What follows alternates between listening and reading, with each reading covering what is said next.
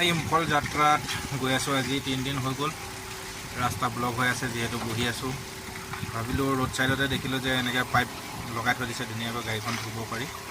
যে ইয়াতে টকাও পইচা দিব নালাগে, যিহেতু ধুনীয়াকৈ গাড়ীখন বোলো অলপ চাফা কৰি ল'ম। যিহেতু 2-3 দিন গাড়ীত বহি বহি ভালৰ পৰাই বিশেষ হৈছে বুলি ক'ব পাৰি।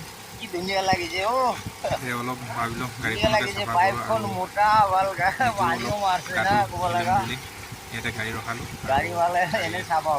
ইয়াত ধুই আছোঁ।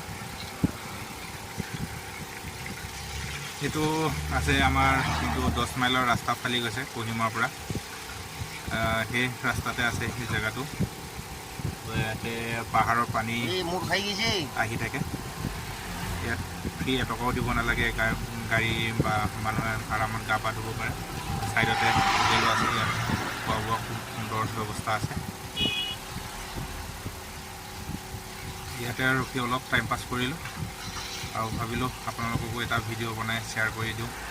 কোনোবা যদি ড্ৰাইভাৰ বন্ধু আহে, ইয়াতে আৰামত গাড়ী আৰু গা পা ধুই ওলাই যাব পাৰিব। যিহেতু ইয়াৰ পৰা আগত আৰু বেয়া ৰাস্তা আছে, তথাপিতো অলপ গাড়ীখন বোলো